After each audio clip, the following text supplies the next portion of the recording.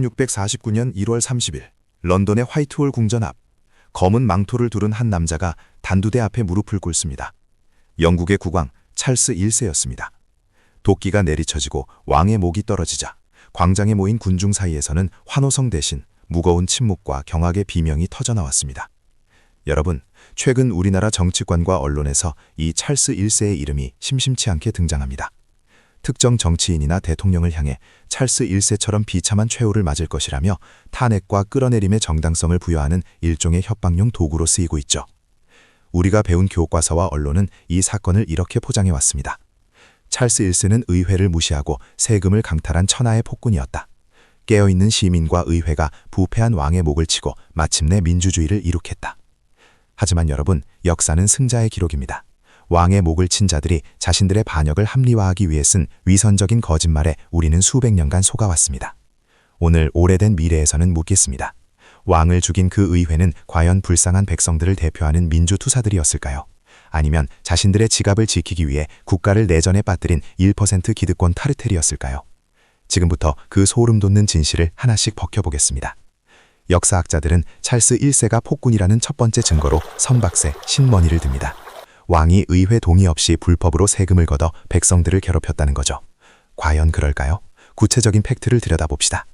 당시 영국 앞바다는 해적들이 들끓었습니다. 해적들이 영국 해안가 마을을 습격해 백성들을 노예로 끌고 가는 일이 비일비재했죠. 국가 안보가 뚫린 겁니다. 찰스 1세는 바다를 지킬 해군을 키우기 위해 배를 만들어야 했고, 그러려면 돈이 필요했습니다. 그래서 전통적으로 해안가 도시에만 걷던 선박세를 내륙에 있는 부자들에게도 내라고 확대한 겁니다. 국가 전체가 위험하니 내륙에 사는 땅 부자, 귀족들도 국방비를 분담하라. 이게 폭군의 논리입니까? 아니면 상식적인 국가 지도자의 결정입니까? 그런데 이 상식적인 세금에 거품을 물고 반대한 집단이 바로 의회였습니다. 당시 의회는 지금처럼 국민투표로 뽑힌 사람들이 아닙니다. 넓은 땅을 가진 귀족과 젠틀이라 불리는 신흥부르주아들, 즉 상위 1%의 특권층이 모인 이익 집단이었습니다. 이들은 해안가 백성들이 해적에게 잡혀가든 말든 관심이 없었습니다. 내륙에 안전하게 박혀있는 내 지갑에서 세금이 빠져나가는 것만 분통이 터졌던 겁니다.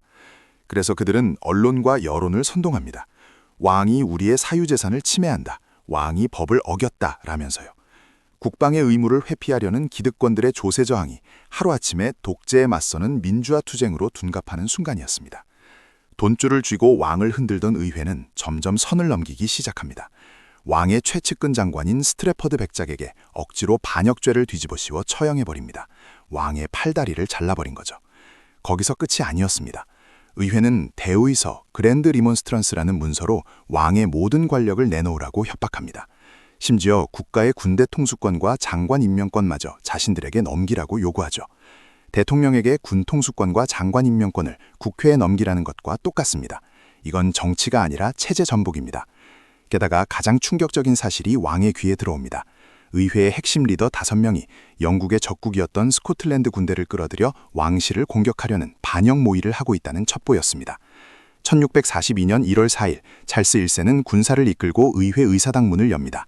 이 반역자 5명을 체포하기 위해서였죠. 현대의 언론과 진보 역사학자들은 이 사건을 영국 역사상 최악의 오점이라며 찰스 1세를 맹비난합니다. 어떻게 감히 신성한 의회에 군대를 끌고 가느냐면서 말이죠. 하지만 여러분, 상식적으로 생각해 보십시오. 사병을 조직하고 외국의 군대까지 끌어들여 국가를 뒤집으려는 반란군 수뇌부가 국회 안에 숨어 있다면 국가의 최고 군수 통수권자는 어떻게 해야 합니까? 의회는 신성하니까 체포를 포기하겠습니까? 하고 나라를 넘겨줘야 합니까? 찰스 1세의 의회 진입은 폭정의 상징이 아닙니다. 기득권 카르텔을 넘어 아예 반란군으로 돌변해버린 의회를 향한 국가 원수의 마지막 정당 방위이자 합법적 법집행이었습니다. 하지만 이 사건을 끝으로 돌아올 수 없는 강을 건넜고 기득권들의 권력욕은 결국 영국 전역을 피로 물들이는 참혹한 내전으로 몰아넣습니다. 그리고 훗날 왕의 목을 친 이자들이 만든 세상은 과연 그들이 외치던 자유와 민주주의의 천국이었을까요? 자, 1649년 기득권 카르텔이었던 의회파는 마침내 찰스 1세의 목을 쳤습니다. 교과서의 주장대로라면 이제 영국에는 자유와 평등이 넘치는 민주주의의 새벽이 밝아야 합니다.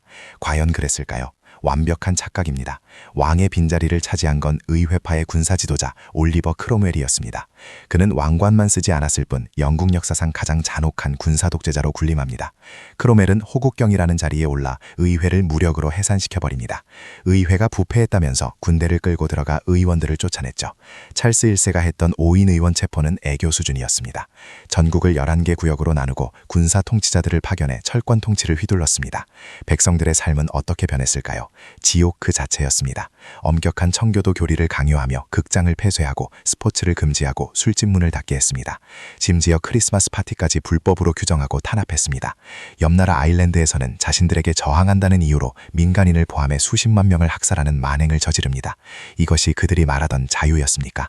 왕을 독재자라 욕하며 권력을 빼앗은 자들이 실제로는 왕 시절보다 100배나 더 지독한 군사 독재로 국민의 숨통을 조인 겁니다. 민주주의를 위한 혁명이라는 말은 기득권들이 권력을 탈취하기 위해 만들어낸 가장 위선적인 사기극이었습니다. 여러분, 바로 어제 12.3 비상계엄과 관련해 윤석열 전 대통령에게 1심 무기징역이 선고되었습니다. 그러자 일부 정치권과 언론은 환호하며 또다시 이 선고를 찰스 1세의 처형에 비유하고 나섰습니다. 폭군이 국민의 심판을 받은 당연한 결과라면서 이 무기징역 판결에 역사적 정당성을 부여하려는 무서운 선동이죠. 하지만 여러분, 역사의 진짜 민낯을 알게 된 지금 이 비유가 얼마나 소름 돋는 자가당착인지 보이십니까? 첫째, 그들 스스로 이 재판이 정치적 보복임을 자백하는 꼴입니다. 찰스 1세의 목을 친 영국 의회의 재판은 합법적인 사법 절차가 아니었습니다. 반란을 일으킨 의회파가 정적인 왕을 합법적으로 죽이기 위해 급조해낸 억지 인민재판이었죠. 지금의 무기징역 선고를 찰스 1세의 처형에 비유한다는 것은 작금의 사법부 판결 역시 법과 양심에 따른 것이 아니라 승자의 입맛에 맞춘 현대판 사법살인이자 정치 보복임을 은연중에 인정하는 것입니다. 둘째, 진짜 독재자가 누구인지 보십시오. 찰스 1세를 죽인 영국 의회는 백성을 위한 곳이 아니었습니다. 눈엣 가시인 왕을 제거한 뒤 크로멜이라는 독재자를 내세워 국민의 입을 막고 반대파를 무자비하게 학살한 권력 카르텔이었습니다. 1심 판결이 나오기가 무섭게 찰스 1세의 선고문을 흔들며 환호하는 자들. 이들이 과연 대한민국의 헌정 질서를 지키려는 자들입니까? 아니면 눈엣 가시를 제거하고 자신들의 무소불위 독재를 완성하려는 현대판 의회파 귀족들입니까? 과거의 기득권들이 국민을 핑계로 왕을 죽이고 군사 독재의 지옥문을 열었듯이 지금 정의를 참칭하며 사법부를 압박하고 헌정 질서를 유린하는 세력의 진짜 목적이 무엇인지 우리는 두 눈 부릅뜨고 지켜봐야 합니다. 여러분, 역사는 우리에게 분명하게 경고합니다. 정의와 민주주의를 외치며 기존 체제를 박살내자고 선동하는 자들을 경계하십시오. 그들이 한 손에 든 것은 헌법이 아니라 정적의 목을 칠 도끼일 뿐입니다.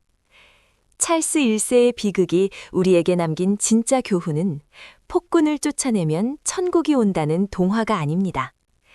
천사를 자처하며 권력을 빼앗은 자들이 언제든 가장 끔찍한 악마로 돌변할 수 있다는 차가운 현실입니다. 남의 나라 옛날 이야기를 끌어와 지금의 대한민국을 전복시키려는 얄팍한 선동. 이제는 우리가 그 위선의 가면을 벗겨버려야 할 때입니다. 지금까지 오래된 미래였습니다. 구독과 좋아요는 흔들리지 않는 진실을 알리는 가장 큰 힘이 됩니다. 감사합니다.